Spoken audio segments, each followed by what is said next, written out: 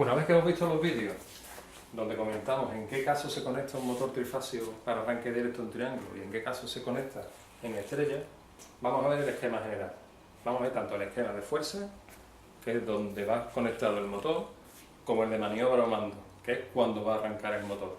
¿Vale? Yo siempre tengo en cuenta, en el esquema de fuerza, yo siempre me pregunto, ¿qué voy a conectar? Pues en el esquema de fuerza voy a conectar el motor. Ahí pinto el motor. En el esquema de maniobra siempre me pregunto, ¿cuándo quiero que funcione el motor? ¿Cuándo? Pues ahí, en el esquema de mando, cuando se den las condiciones, entonces cuándo va a arrancar el motor. ¿Qué quiero que funcione y cuándo quiero que funcione? Vamos a hacer el esquema. Veréis que es muy sencillo. Tenemos una corriente trifásica. La vamos a llamar RSIP. Y vamos a hacer el arranque a través de contactores. Como veis, no estoy pintando ni magnetotérmicos ni diferenciales, para que simplemente se vea lo que realmente es el esquema propio de esta conexión, lo tengamos más claro. Por supuesto que habría que ponerle también sus protecciones aguas arriba. Primero hemos pintado los contactos de fuerza del contactor. Aquí pintamos el relé térmico de protección. Y aquí pintamos las bornas con sus bobinas. ¿Sí? Vamos a llamar a este contactor KM1, ¿vale? Se le puede llamar como quiera. Al relé térmico le vamos a llamar F1, le vamos a poner nombre a la bobina,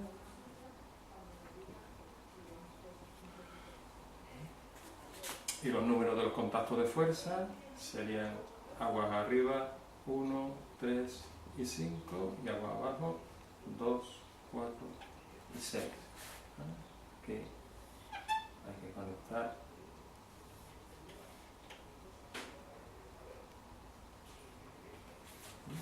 cada punta a una fase. Yo aquí siempre voy a tener tensión a la entrada del contactor. Solamente cuando cierre sus contactos, la corriente llegará hasta el motor. Este sería el esquema de fuerza.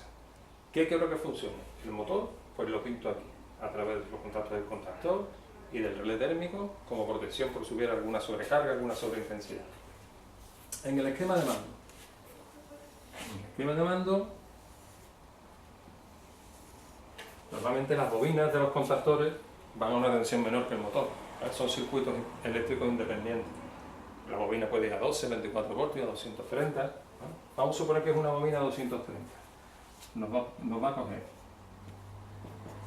una de las tres fases que alimenta el motor, y en el cuadro pues también vendrá un neutro, un carbón discontinuo. Vale, pues el esquema sería, primero las protecciones. ¿Qué protección tiene este esquema? Pues primero tiene el relé térmico. Si el relé térmico detecta un fallo, me va a desconectar todo. Las bornas del contacto cerrado del relé térmico 95-96. Después le ponemos un pulsador de paro, por si yo quiero parar la instalación, ¿vale?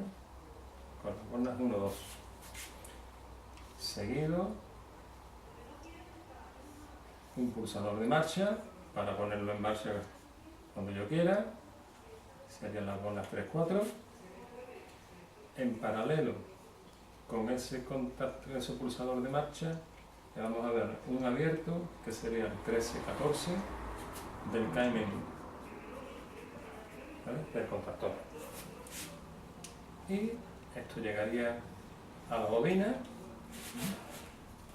con las bornas A1 y A2, y esto ya directamente iría al neutro. ¿Vale? Vamos a borrar. Si nuestro cuadro está muy bien currado, pues se aprovechará contacto abierto del relé térmico, que es el 97, 98,